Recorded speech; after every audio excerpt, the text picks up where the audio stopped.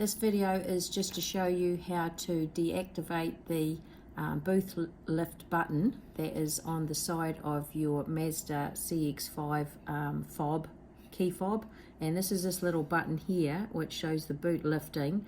I want to deactivate this because I've found a couple of times when I've gone back to my car after parking it and locking it, gone back and found that the boot is actually open, which is obviously not good for security reasons, but I assume it's because I've been holding this as I've been leaving, or that it's got pressed accidentally in my pocket, and that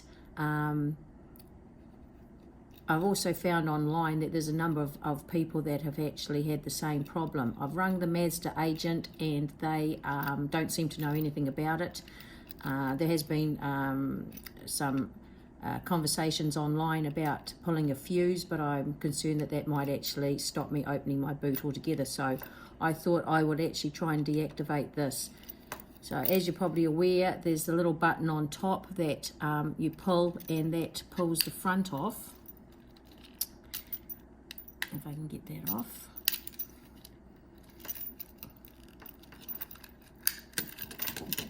That pulls the front off and gives you access to the key. It also lets you pull the side off, and that's got the 3 buttons for locking, unlocking, and the boot lift. So if you turn it over on here, there's little lugs underneath. I don't know whether you can see that clearly or not, but there's little lugs on the on each button, which when you press the button, that pushes these little buttons on the side. So they line up with these little buttons on here, which obviously opens and locks your door and opens the boot.